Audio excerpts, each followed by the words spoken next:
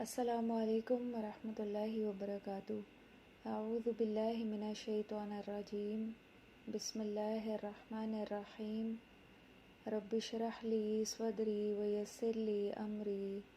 واحلل عقدۃ من لسانی یفقہوا قولی،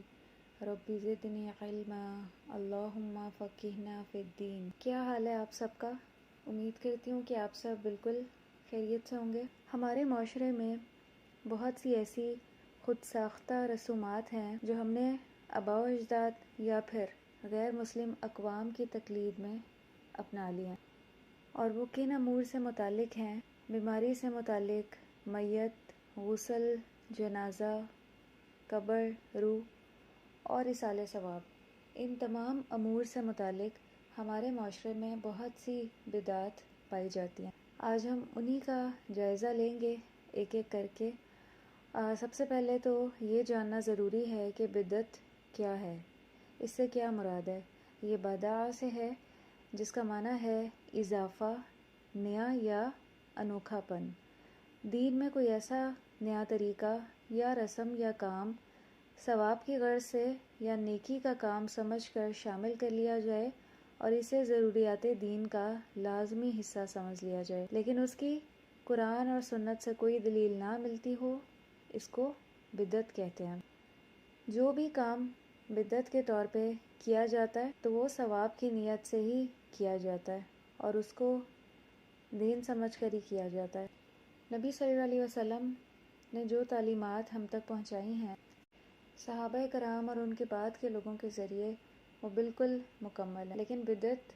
کیا معنی اور مفہوم دیتا ہے کہ نعوذ باللہ نبی صلی اللہ علیہ وسلم کی جو تعلیمات ہیں وہ مکمل نہیں ہیں،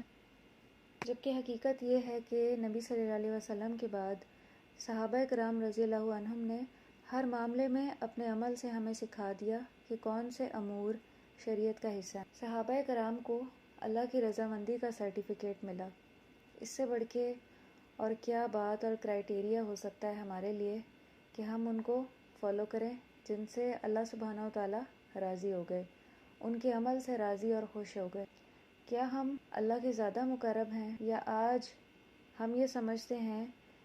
کہ ہمارے اوپر کوئی نیا الہام ہوتا ہے کہ دین میں کئی نئے امور ایجاد کر لیے گئے ہیں؟ تو اپنے پاس نوٹ کر لیجئے کہ ایسے لوگ جو بدعت گھڑتے ہیں وہ در حقیقت سب سے پہلے تو عقیدے کی کمزوری کا شکار ہوتے ہیں، ان کا عقیدہ کمزور ہوتا ہے، اور دوسری چیز یہ کہ علم کی کمی، خصوصاً دین کے علم کی کمی، اور تیسری بات یہ کہ غلط رہنمائی کی وجہ سے خود ساختہ رسومات اور بدعات ایجاد کر لی جاتی ہیں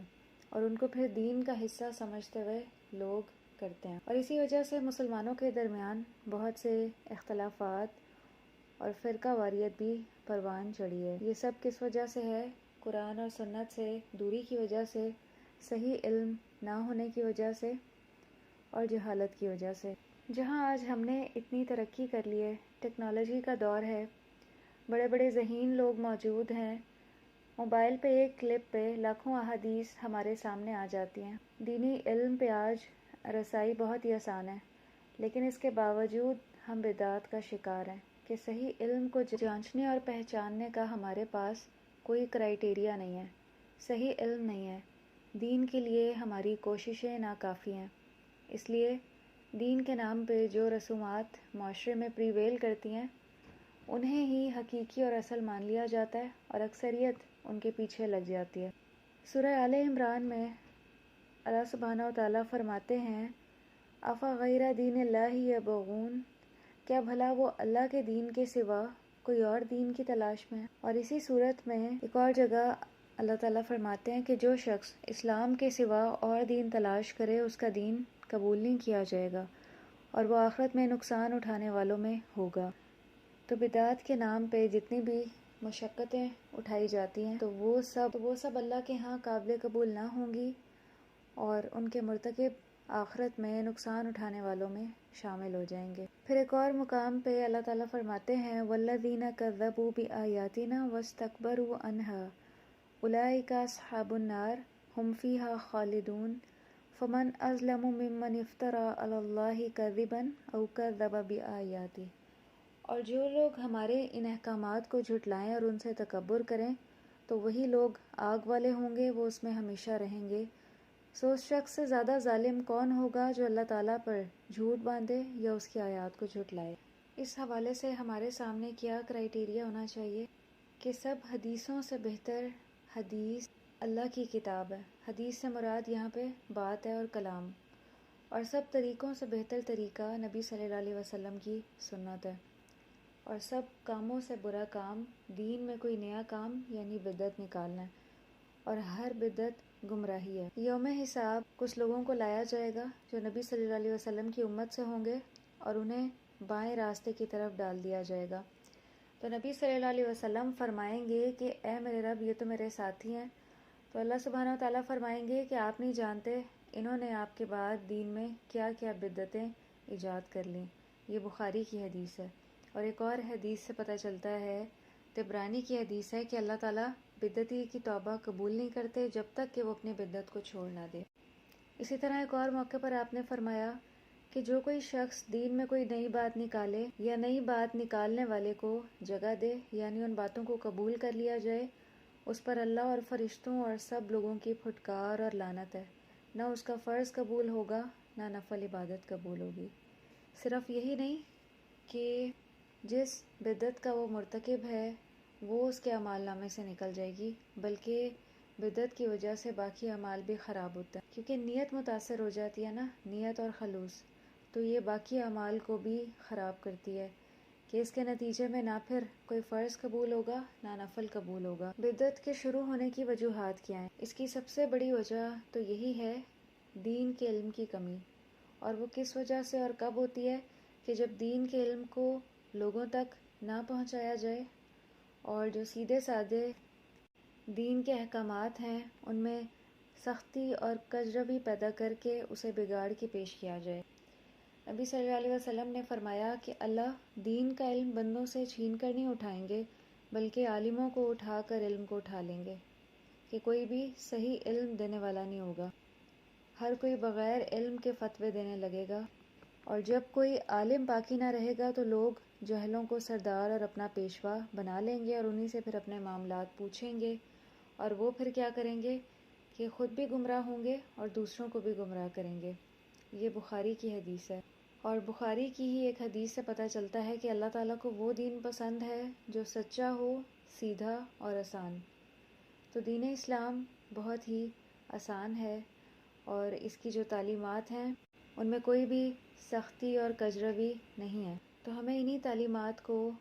سمجھنے، سیکھنے اور اپنانے کی کوشش کرنی ہے۔ نبی صلی اللہ علیہ وسلم نے فرمایا کہ جس طریقے پر میں اور میرے اصحاب ہیں اسی پر چلنے والے جنت میں جائیں گے، اور جو نیا راستہ نکال کر چلیں گے وہ سب جہنم میں جائیں گے۔ یہ ترمذی کی حدیث ہے۔ اور نبی صلی اللہ علیہ وسلم نے یہ بھی فرمایا کہ میری امت کے 73 فرقے ہوں گے، اور ان میں سے صرف ایک جنت میں جائے گا، اور وہ کون ہوگا؟ جو قرآن اور سنت کی پیروی کرنے والا ہوگا، جو نبی صلی اللہ علیہ وسلم کی تعلیمات کو اپنانے والا ہوگا، اور جو صحابہ کرام کے طریقے پر ہوگا، وہ فرقہ صرف جنت میں جائے گا۔ کفر اور شرک کے بعد جو سب سے بڑا گناہ ہے وہ بدعت ہی ہے۔ تو آئیے اب جانتے ہیں کہ ہمارے معاشرے میں جو مختلف رسومات اور رواج عائد ہیں مختلف شکلوں میں، تو وہ کیا ہیں۔ سب سے پہلے بیماری کی حالت میں جائزہ لیتے ہیں کہ بیماری کی حالت میں ہمارے معاشرے میں کون کون سے ایسے امور سر انجام دیے جاتے ہیں جو سراسر بدعت ہیں۔ اس میں سب سے پہلا کام جو کیا جاتا ہے وہ یہ کہ بیماری کی حالت میں مختلف منکے، تعویذ اور دھاگے شفا کے لیے حاصل کیے جائیں زندہ پیروں سے، اور انہیں پھر پہن لیا جائے یہ سمجھتے ہوئے کہ ان سے شفا ملے گی۔ اور ایسے تمام تعویذ جن کا معنی اور مفہوم معلوم نہ ہو، جس میں شرکیہ کلمات ہوں، کسی بھی قسم کا فریب اور دھوکہ ہو، یا غیر شرعی امور کا ارتکاب ہو، ایسے تعویذ اور دھاگے ان کا استعمال ناجائز اور ممنوع ہے۔ آپ نے بہت سے لوگوں کو دیکھا ہوگا کہ انہوں نے اپنے ہاتھوں میں یا پاؤں میں کڑے پہنے ہوئے ہوتے ہیں، اور وہ انہوں نے پیروں فقیروں سے ہی حاصل کیے ہوتے ہیں، اور وہ یہ سمجھتے ہیں کہ یہ جو ہے ان سے شفا ملے گی۔ ان کا یہ عقیدہ ہوتا ہے کہ یہ جس بیماری میں ہم مبتلا ہیں تو یہ کڑا ہمیں اس سے نکال لے گا، جبکہ شفا صرف اللہ کے ہاتھ میں ہے۔ صرف اللہ کی ذات ہی شفا دے سکتی ہے، تو اللہ کے سوا کسی اور چیز سے متعلق یہ سوچنا کہ اس سے شفا مل جائے گی یا اس کے ہاتھ میں شفا ہے کسی انسان کے، یا کسی بھی چیز میں بیماری کو دور کرنے کی قدرت اور طاقت ہے، تو یہ قدرت اور طاقت اللہ کے سوا کسی کے پاس بھی نہیں ہے۔ بعض لوگوں کے ہاتھوں میں اللہ تعالیٰ ایسی تاثیر رکھ دیتے ہیں کہ لوگوں کو فائدہ پہنچتا ہے، لیکن وہ بھی اللہ کے اذن اور اللہ کی قدرت سے ہوتا ہے، اس میں اس انسان کا ذاتی طور پہ کوئی بھی کمال نہیں ہوتا، تو اس کو بھی اللہ ہی کی طرف سے سمجھنا چاہیے، اس بندے کی قدرت اور کمال نہیں سمجھنا چاہیے۔ پھر اسی طرح مختلف مقبروں، مزاروں وغیرہ پر مریضوں کو لا کر ان کی حاضری دلوائی جاتی ہے، زیارتیں کروائی جاتی ہیں، اور پھر ان کو اس طرح کے منکے اور تعویذ وغیرہ دیے جاتے ہیں شفا کے لیے۔ بہت سے لوگوں کو دیکھا گیا ہے کہ وہ ایسے مریضوں کو اٹھا کر، جو بستر سے اٹھنے کی بھی سکت اور طاقت نہیں رکھتے، سلام کروانے کے لیے فوت شدہ بزرگوں کی قبروں پر لایا جاتا ہے تاکہ وہ فوت شدہ بزرگ ان کے حق میں دعا کریں اور وہ صحت یاب ہو جائیں۔ کتنی بڑی جہالت اور کم علمی ہے کہ اللہ سبحانہ و تعالیٰ تو بندے سے اس کی شاہرگ سے بھی زیادہ قریب ہے، کہ وہ اپنے بستر پر بھی اللہ کو پکارے تو اللہ تعالیٰ اس کو سنتے ہیں، اس کی پکار کا جواب دیتے ہیں، اور اس کی جو طلب ہوتی ہے وہ اس کو عطا کرتے ہیں۔ تو اللہ کو بھول کر اتنے دور دراز کے طویل سفر کیے جاتے ہیں، جبکہ وہ جو قبر میں موجود شخص ہے اس کے اندر یہ قدرت اور طاقت نہیں ہوتی کہ وہ پکار کا جواب دے سکے، کہاں یہ کہ اس کے پاس صحت یا شفا کے حوالے سے کوئی قدرت ہو۔ تو یہ بہت بڑی جہالت ہے ہمارے معاشرے کی، اور اس کی ایک وجہ اللہ کی معرفت اور پہچان کا نہ ہونا ہے۔ اللہ سے دوری اور ایمان کی کمزوری کی وجہ سے اس طرح کے افعال سر انجام دیے جاتے ہیں۔ اسی طرح بہت سے بانجھ مردوں اور عورتوں کو ایسے مزاروں پر لے جایا جاتا ہے جن کے بارے میں مشہور ہوتا ہے کہ وہاں حاضر ہونے سے یا سلام کرنے سے اولاد جیسی نعمت مل جاتی ہے، اور بسا اوقات بہت سے لوگوں کو مل بھی جاتی ہے۔ تو یہ بھی حقیقت ہے کہ جب اس طرح کے کام سر انجام دیے جاتے ہیں تو اللہ تعالیٰ بسا اوقات اس کو بندے کے لیے آزمائش بھی بنا دیتے ہیں کہ اسی راستے سے اس کو عطا بھی کر دیتے ہیں، تو وہ جو اس کا غلط عقیدہ ہوتا ہے اس کو مزید تقویت مل جاتی ہے۔ پھر بہت سے مزاروں اور قبروں کی مٹی لا کر اسے تبرک کے طور پہ اور باعث شفا سمجھ کر اپنے پاس رکھا جاتا ہے، یا بہت سے مزاروں پر پڑے مخصوص پتھروں کو اپنے اعضاء پر جہاں پہ تکلیف یا درد ہو وہاں پہ رگڑا جاتا ہے تاکہ تکلیف میں کچھ کمی ہو سکے۔ اسی طرح مزاروں پر جلنے والے جو چراغوں کا تیل ہے وہ بھی جسم کے مختلف حصوں پر استعمال کیا جاتا ہے درد اور تکلیف میں کمی کے لیے، جبکہ نبی صلی اللہ علیہ وسلم نے ہمیں کیا سکھایا ہے؟ نبی صلی اللہ علیہ وسلم نے ہمیں سکھایا ہے کہ درد اور تکلیف کی جگہ پر ہاتھ رکھ کے 3 بار بسم اللہ پڑھی جائے، اور پھر اس کے بعد یہ دعا پڑھی جائے، اعوذ باللہ و قدرتہ من شر ما اجد و احاذر۔ اس کا مفہوم یہ ہے کہ میں اللہ تعالیٰ اور اس کی قدرت کی پناہ چاہتا ہوں اس چیز کے شر سے جس کو میں پاتا ہوں اور جس سے میں ڈرتا ہوں، یعنی وہ بیماری اور تکلیف جس کا ڈر ہے اس کے لیے دعا مانگی گئی ہے۔ تو اصل طریقہ یہ ہے، لیکن ہمارے معاشرے میں جو بے شمار غیر اسلامی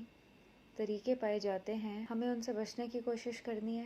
کہ وہ انتہائی مشکل ہیں اور ان میں کوئی فائدہ اور خیر موجود نہیں۔ میت کے حوالے سے بدعت، لواحقین کا میت کے گرد بیٹھ کر بلند آواز سے نوحہ کرنا، اور کئی لوگوں کو یہ بھی کرتے دیکھا ہے کہ میت کی چارپائی کے نیچے سرہانے کی طرف کچھ کچے چاول یا گندم رکھ دی جاتی ہے اور دفنانے کے بعد اسے خیرات کر دیا جاتا ہے، یا بیوی کے فوت ہونے پر خاوند کے لیے بیوی کو غیر محرم قرار دے دیا جاتا ہے، اور اسی طرح خاوند کے فوت ہو جانے پر بیوی کو میت کے پاس نہیں آنے دیا جاتا اور نہ ہی دیکھنے دیا جاتا ہے۔ تو یہ بھی کیا ہے؟ غیر اسلامی طریقہ ہے۔ غسل کی بدعت، میت کے غسل کے وقت کچھ مخصوص دعائیں، نعتیں یا اشعار کا اہتمام کرنا جو سنت سے ثابت نہیں، یا میت کو 2 بار غسل دینا، یا کسی خاص علاقے یا جگہ کی مٹی کو تبرک سمجھ کر اسے غسل کے وقت استعمال کرنا۔ اور کفن کی بدعت کیا ہیں کہ کفن پر آیات یا پاکیزہ کلمات لکھنا، یا ان کو کاغذ یا کپڑے پر لکھ کر میت کے سینے پر رکھنا، یا کفن کو آب زمزم میں بھگونا، یا اگر میت دلہا یا دلہن ہے یا عنقریب شادی ہونے والی ہے تو کفن کی بجائے شادی کے لباس میں ہی ان کو دفن کرنا۔ اور جنازے کی بدعات کیا ہیں کہ جنازے کو پھولوں سے یا قرآنی آیات لکھی ہوئی چادروں سے سجا کر لے کر جانا، یا کسی مخصوص رنگ کی مثلاً کالی یا سبز چادر ہی جنازے پر ڈالنا، اور اسی طرح فوٹوگرافی کرنا یہ بھی پسندیدہ نہیں ہے، اس سے بچنا چاہیے۔ اور اس موقع پر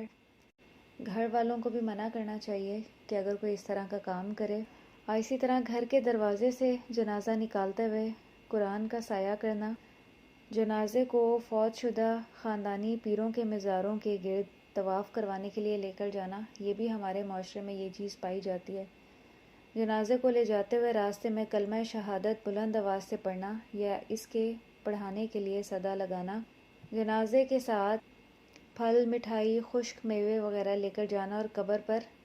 تقسیم کرنے کی رسم کرنا۔ اور دفن کے حوالے سے ہمارے معاشرے میں کیا کچھ پایا جاتا ہے کہ دفن کرتے وقت قبر میں میت کے سر کے نیچے کوئی نرم چیز رکھنا، یا تدفین کے بعد قبر پر اذان دینا۔ میت دفن کرنے کے بعد چند افراد قبر کے نزدیک کھڑے ہو کر باری باری اذان دیتے ہیں، اور اس کی حکمت یہ بتائی جاتی ہے کہ جب مردہ قبر میں اذان سنے گا تو نماز کی تیاری کرے گا، اور یوں اس تیاری کے سبب منکر اور نکیر کے سوالات وغیرہ کے مراحل سے بآسانی گزر جائے گا۔ پھر قبر کی بدعات میں جو اہم ہے اور اس کا بہت زیادہ رواج ہے کہ پختہ قبریں بنوانا اور انہیں قیمتی سنگ مرمر سے مزین کروا کر ان پر کتبے لکھوا کر نصب کرنا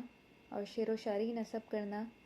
قبر کے پاس روشنی کا بندوبست کرنا، چراغاں کرنا، موم بتیاں جلانا، قبر کے قریب کسی آدمی کو اجرت پر بہت دنوں کے لیے قرآن پاک کی تلاوت کے لیے بٹھا دینا،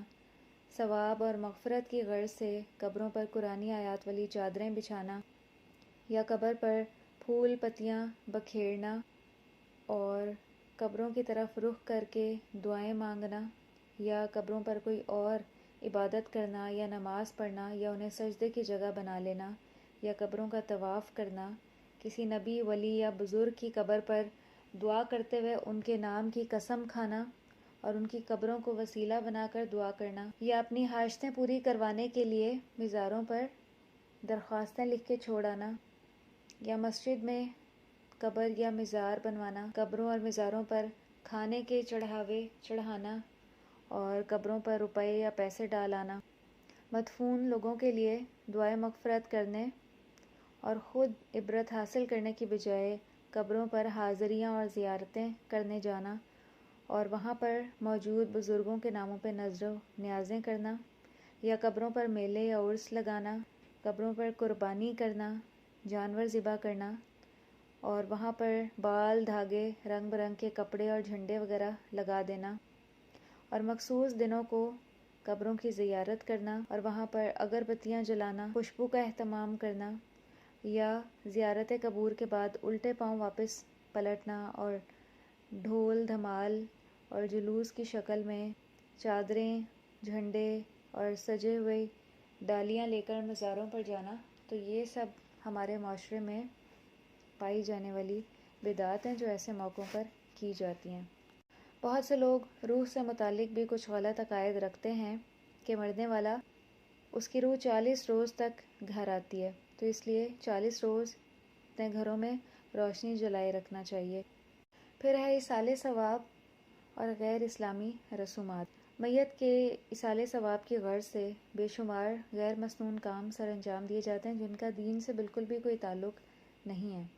جیسے مخصوص دنوں میں مخصوص اوقات